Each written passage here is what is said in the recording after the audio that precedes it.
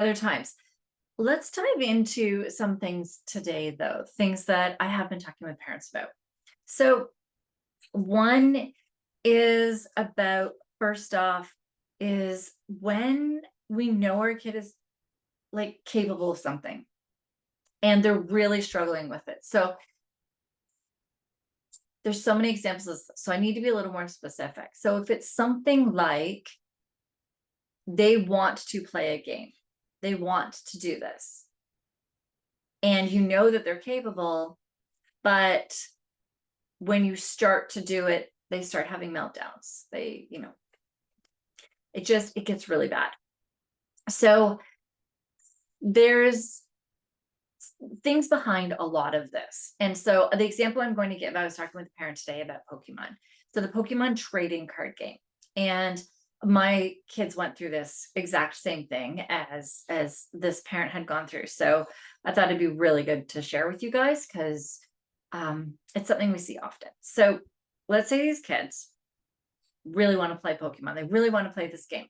Now, for those of you that may not know the Pokemon game, there are a bunch of different cards. You have to know the name of the card. You have to know how much health that card is, so how many points the card's worth, how much an attack is on another card. So say the health is 210, the attack might be like 60 or 100.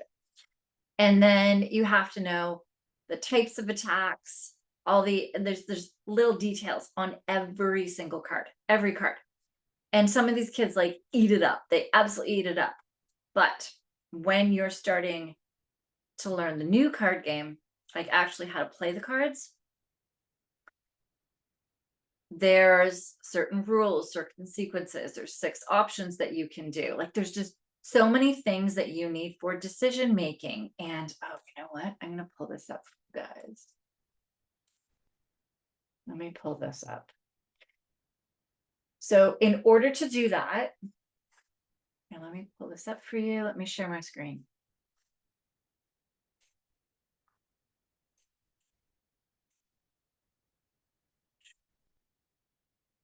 Okay. Share this screen. All right. So here we have on here. Oops, I need to move this over.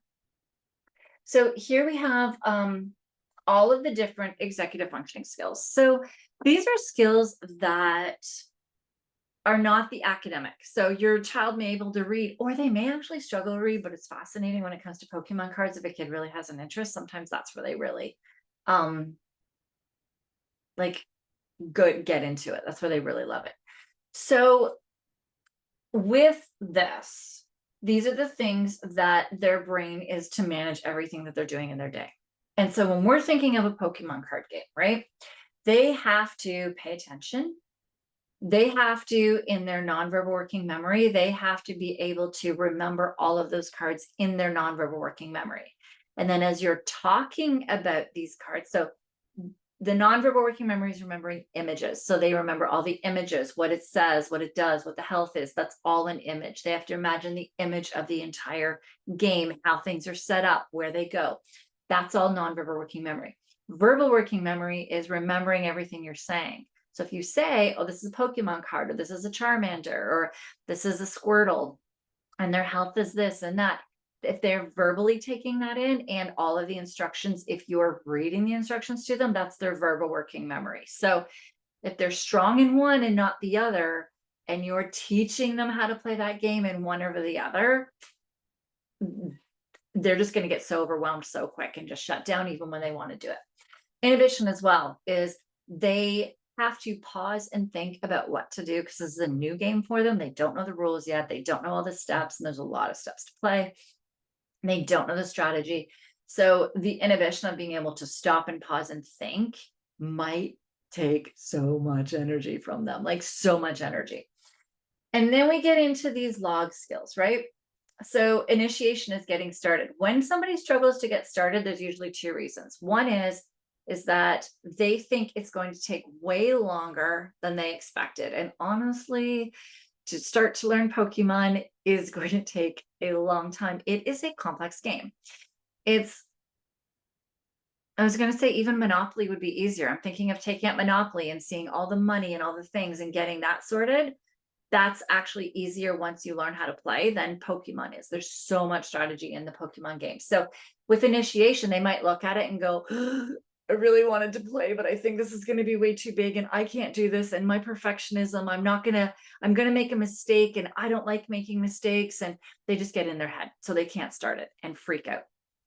They might also with initiation be where they can't follow multiple steps, which all of these log skills here come into play because of a when they need to have strong kindling skills. Because if you don't have strong kindling, then you can't start a fire.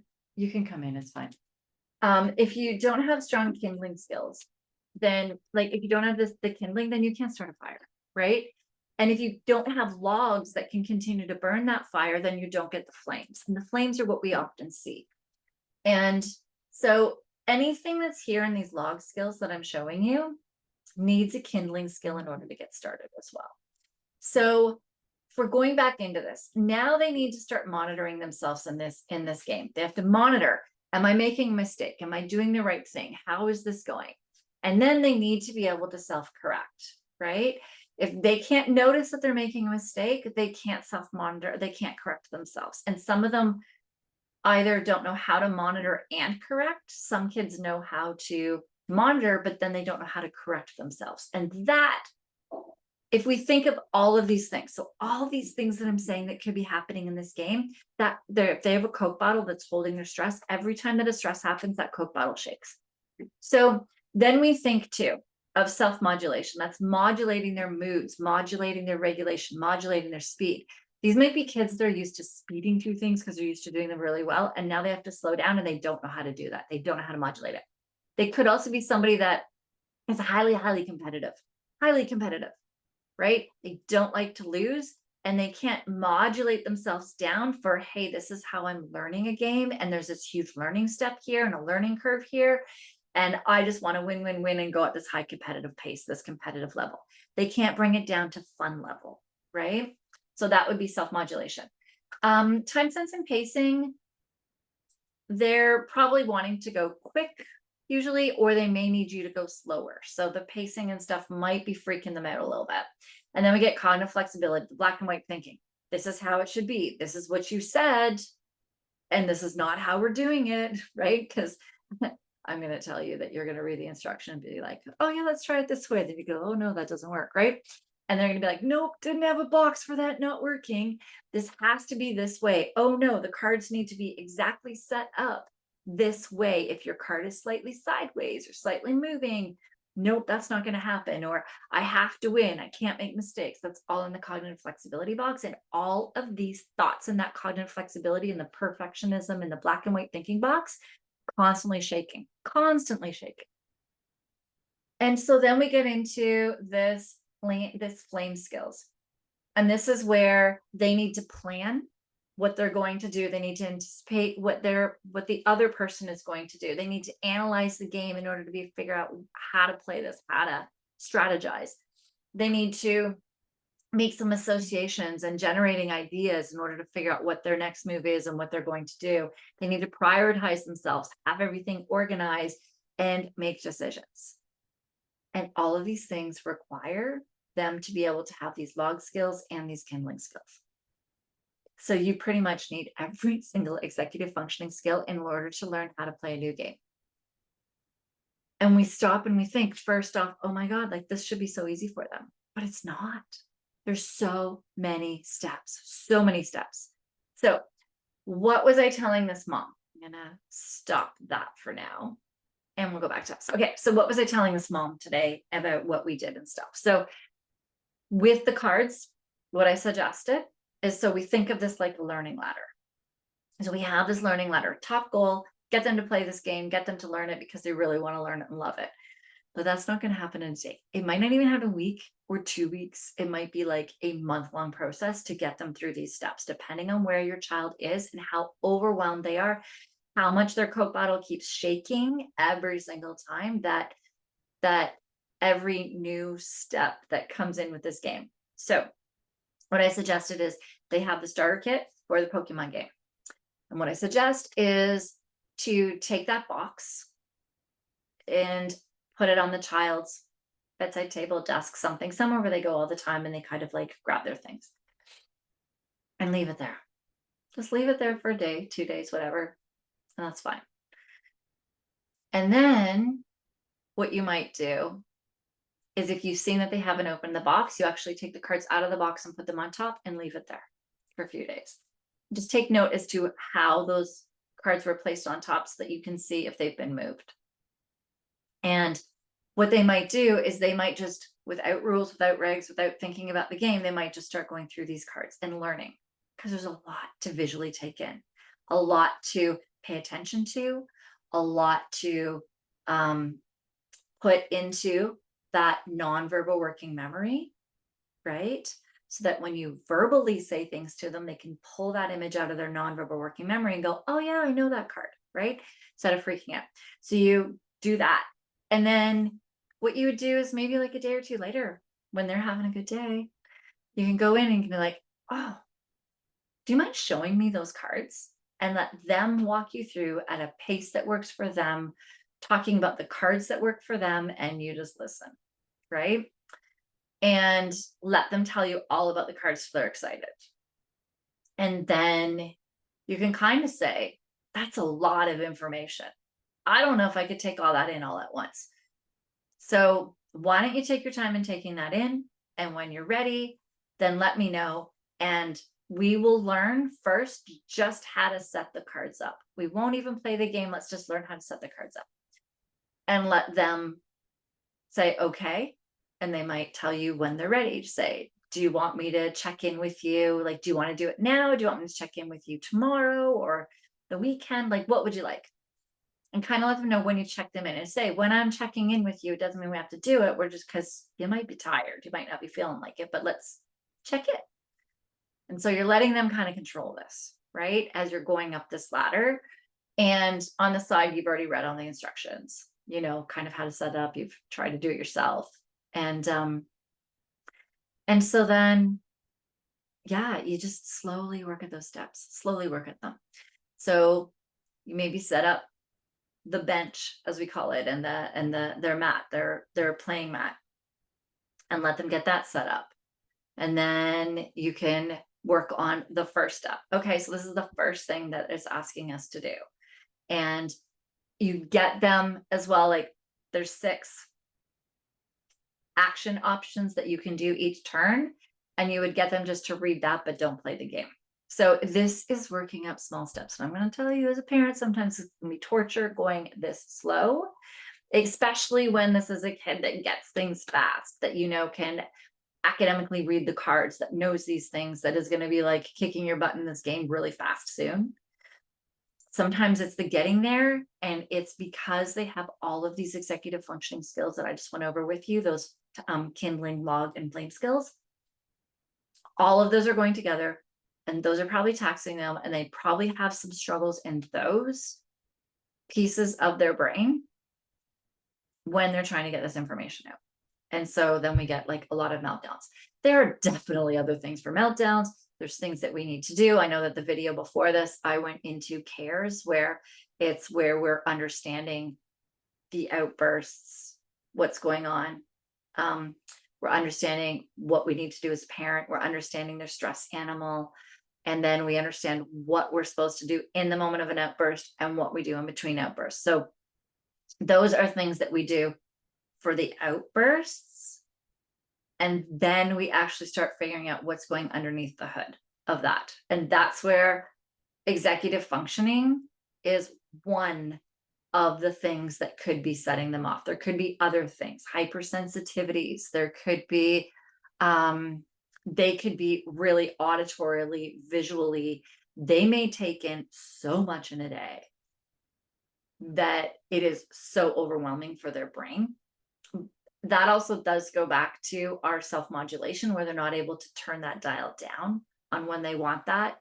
when that is their superpower, and when that in like a certain job or career or certain parts of their homework is going to help them kick butt, but also turn that dial down when they're in a schoolyard or with a lot of people or with a lot of friends, being able to work those dials. So those are kind of executive functioning skills too, even though, I mean, yeah, my one son hears like so much. It's unbelievable. And what he can take in blows me away. And we've had to learn to be like, you know what, you can just shut that down right now. No, try to learn how to shut that part of your brain down. So that's not overwhelming all the time, but to turn it on when it's like so cool to turn it on. There's other things, nutritional, right? There can be nutritional things that affect that child's moods and regulation. It could just be that they're hangry. It could also be like a growth spurt. It could be that their sleep is struggling. It can be physical, where they're either too much or not enough exercise or activity for that child. It could be that they get overstimulated easy. They could take on other people's energies. They could be a highly sensitive person. They may feel all the clothes and things on them. Like there's so many things. They may struggle to perceive what people are asking of them, or relationships with people. That's executive functioning though too. So a lot of these actually go down to the basic executive functioning struggles, and it's just the way that they present and the way that we see them. They may find scents and smells set them off. I know that's one for me that it's gotten so much better as my stress system has gotten stronger. But there's so many things that it can be, though. Just understanding how many executive functioning skills go into so many of the things that we ask a child to do every day, and that's shaking that Coke bottle and shaking that Coke bottle. And oh man, it's just really, really tough for them, that they get overwhelmed, their nervous system gets dysregulated, and they just start like erupting, anxiety or anger, or completely shutting down into a turtle. So it really depends on the kid. And we have to figure that out, though I would be curious how much of these executive functioning skills do struggle, kids that struggle with like change and, new things that are coming up, or learning new things, or adding new things, or transitions, all of those things. So yeah, just curious to know that. So let me know if any of you have any questions. I have 25-minute calls that any of you can book and ask me all of your questions. And this actually, that leads me into something else. So I've been doing these calls, and this is the same thing I'm finding in a support circle. So I think I need to make a change somewhere in that. In the support circle, I do weekly calls where I have all these lessons and stuff in there, not all of them completely. The support circle has been open for about 3 months now. So I'm like building out the courses in there. But that's where I ask questions. So they can verbally ask questions in the group or ask questions on the side. And I've been doing these. This is what, our 3rd week in a row, had parents emailing me questions, but asking to be completely anonymous.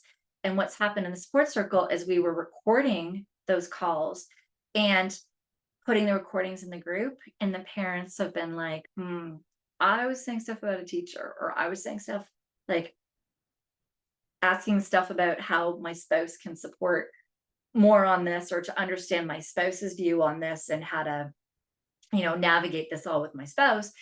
And then the recordings are coming up and they're like, okay, I'm not going to ask as many questions, and I'm not going to do as much. So I think I'm getting the feeling that for many of you, wanting to be anonymous is hugely important. So I am going to have it where the group calls are not going to be recorded in the support circle, and I'm not going to have replays.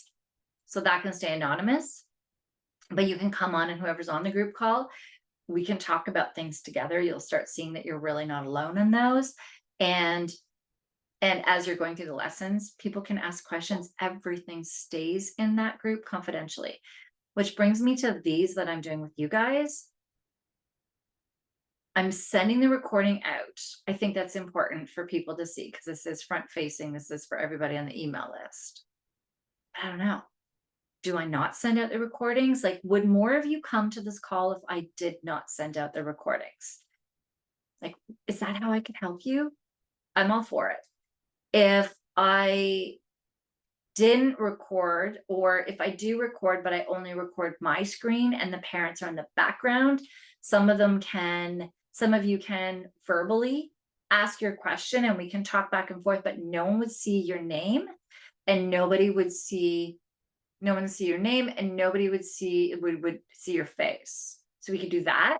Or you could even ask questions in the chat. So I would never say your name so that they just know it's a parent somewhere in North America or UK, because we have clients all over. Like there's people here on the email list. So curious about what would be best for you. Yeah, because I'm all about giving you guys what you need. If you need that anonymity in order to help you get the support that you want and you need, let me know. Like I am there. So yeah, let me know how I can help with that. And then I do also have those, as I said, that's how I started this, was that I do have those 25-minute calls where you can just hop on and ask me anything and I will help. I do one-on-one sessions as well. They're just more expensive, right? So which definitely the value is there if I could be working with you one-on-one, specifically over time, working with you on specifically just your child. Whereas the group calls, I can only do what I can do in an hour. And as they get busier, it will be, a mix from all people. So yeah, let me know what your thoughts are on that. Really curious, and book a call if you want to chat with me. Email, reply, let me know anything you're thinking. And I'm here to help. I don't want anybody to go through what I went through with my son. So yeah, if I can help guide any of you and support you and be able to help you figure out all of the pieces of the puzzle, of which I am not the expert in all of them. If we do find that there are certain pieces of the puzzle, I'm like, this could be this. And then I can kind of guide you on where to start going for that support as well, just to help you, because that's why I'm here. All right. I hope you have a good evening. And yeah, I'm an email away, or click and book a Zoom call with me. And I look forward to meeting you.